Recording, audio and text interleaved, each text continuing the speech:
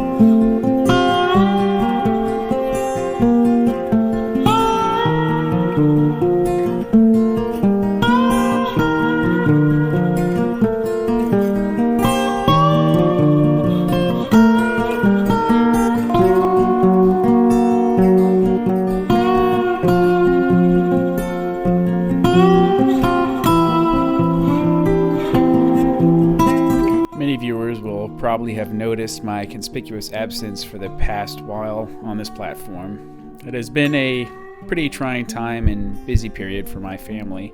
Moving to the other side of the world, all the logistics involved with that, trying to get settled into a new place, and dealing with the hiccups of the immigration process while trying to get the missus to join us in our new home.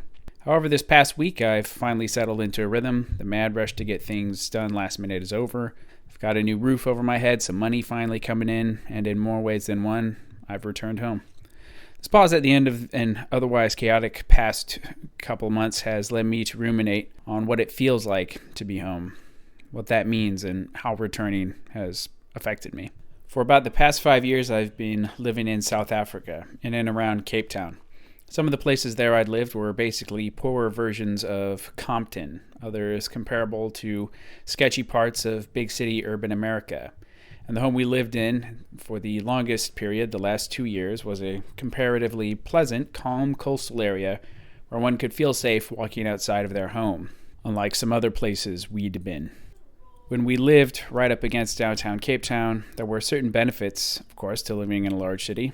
There were so many things within easy access, great places to eat, stores not far away, and so on. However, there was an overarching dehumanizing effect and callousness to living in the city.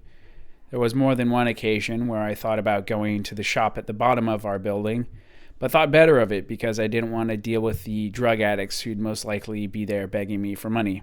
I'd hear drunks or drug addicts squabbling outside of my window, and when I'd look outside, I'd see a growing squatter camp, first under the overpass, then move to the parking lot directly across from our building.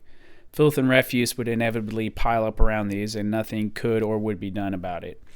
I didn't know any of my neighbors to the left or right. They'd come and they'd go. I was never invited into their homes, nor did I invite them into mine. The appeal of safety in my own home, and closing out a grimy, harsh, and uncaring urban world from my little domain, was the rule of living in such a place. Down the road from where I stayed, I got ripped off for $500 by a Nigerian who had tampered with the ATM I was using. I went to the near derelict Gotham-esque police station to file a report so I could make a claim to my bank. On the same road, I saw a young guy get robbed of his computer bag. I followed briefly with my car, trying to find a good spot where I could pull over to intervene, but as the man tried to get his stuff back from the vagrant who'd taken it from him, he'd turn and slash at him with a knife before quickly running down an alley where I couldn't follow. In another area I stayed, I'd be standing outside the house at night, hearing loud music of the drunk neighbors, and be approached by urchins for a light while having a cigarette. In the park behind this house, I look on with surprise and sadness at this public space, made for the community and its children, be slowly degraded with broken equipment, boards ripped up from the playground, vagrant drug addicts lurking in corners, and trash and broken glass slowly accumulating everywhere. Homeless people, most invariably drug users, would come by and knock on the door, asking for bread. It wasn't uncommon to also hear gunshots at night as gangs shot at each other. Young man at the end of the block, sometime after we'd moved out, was killed in a drive-by shooting. And a 4-year-old boy my father-in-law knew stabbed somebody to death with scissors while trying to ingratiate himself with the gang. Suffice to say, the levels of social dysfunction I saw on display was unlike anything I'd ever encountered before or since. And many of these things are unfortunately the sad reality of living in urban South Africa today. However, to say that the whole country was like this would be a mischaracterization. I remember visiting a small town called Veltreff, maybe 2.5 hours from Cape Town, and it reminded me of home. It reminded me of home because I suddenly realized that the low level of stress I'd built up and constantly had been living with in such places was all of a sudden gone. I wasn't looking for threats because there weren't any, not any serious ones. There was a conspicuous lack of burglar bars on the windows, and the people of the town, mostly colored and white Afrikaans speakers, were easygoing and friendly. There was also a natural beauty and sense of space that I hadn't really felt since leaving Alaska. I'd driven through many beautiful places in the Cape, but had seldom taken time to stop and spend any real time in these surroundings. When I moved to Gordons Bay, this feeling was also present, though a bit less so. Still, it was what one might call a civilized place, right on the edge of Cape Town, bordered by the mountains and the ocean. And then in this past February, I left this life I had built in South Africa, leaving also my close friends and family I had gained in the preceding years, and returned home. I returned to a place about as different as could be imagined from South Africa. The relief I felt when I was in that small town of Veltreff returned. Wariness of my fellow man evaporated as the cold wind of the north hit my face. But very soon, driving outside of Anchorage, I began to feel something stir within me. I was home, but in a way it was a more hostile environment than I'd left. The Western Cape of South Africa, despite the many issues plaguing the people there, is a lush, inviting place with a warm Mediterranean climate, beautiful ocean, sandy beaches, decent amount of biodiversity, and especially along the mountains, flora and fauna, vast farmland, and charming, long-standing Cape Dutch houses and vineyards. It's a special, beautiful place where people could thrive off a warm, fruitful land.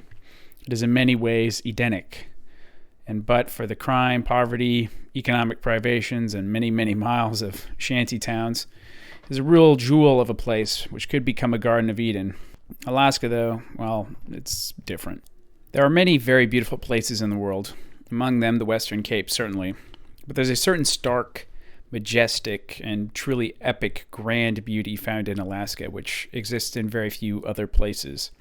It's at once awe-inspiring and beautiful to see the grandness of God's majestic creation, yet at the same time there's an uncanny, inhuman quality to the place.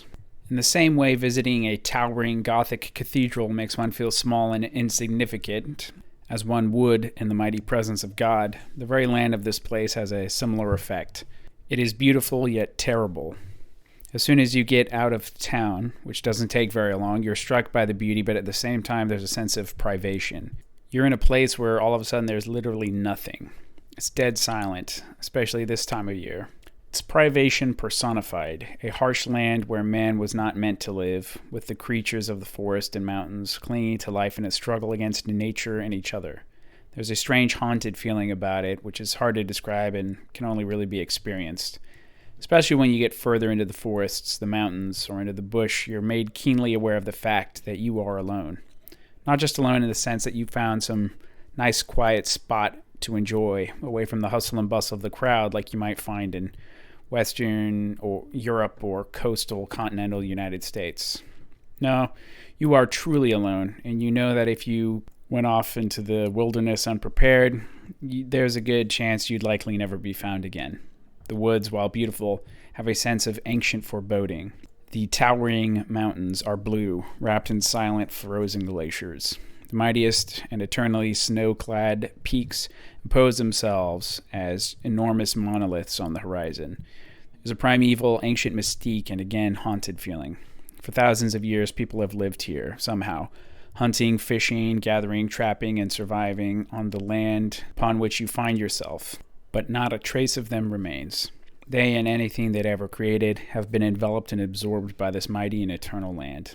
They, their works of their hands, their children, and all who knew them have been consumed by this vast, unforgiving, ancient, and unchanging wilderness, with none to remember them.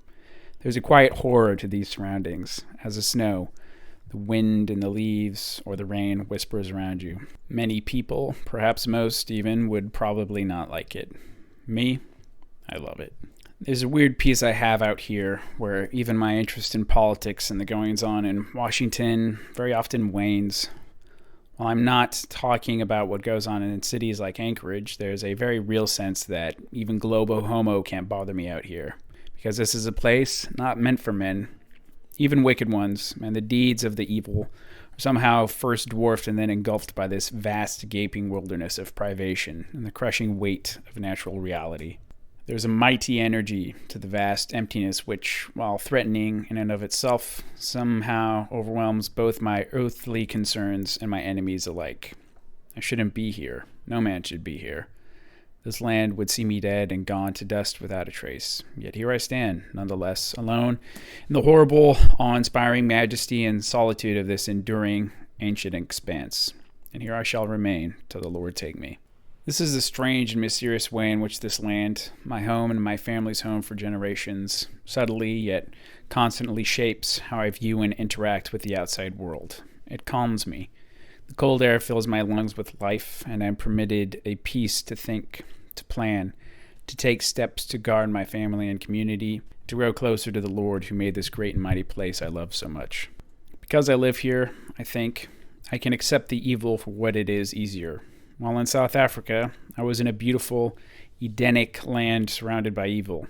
Here, I am surrounded by pockets of general civility in an evil-haunted land. And outside these pockets of civility, I am alone with this primeval wilderness. I wonder if this is why Russian authors have been able to so directly engage with evil in their work, because of the very land they lived in, a land quite similar to mine in many respects. Or, for a more uncouth and harsh example, perhaps the Scandinavian black metal scene began where it did for the same reason, and not some sunny, inviting place like Sicily, as it grappled with the dark and evil side of the world and the themes of its bleak and abrasive music. Since adolescence, I have felt myself drawn in some ways to the totalitarian and the evil nature as a matter of study. Not because I wish to embrace it, but to understand it. And I think it was in no small part due to my own natural surroundings and the natural privation and anti-human wilderness I call home.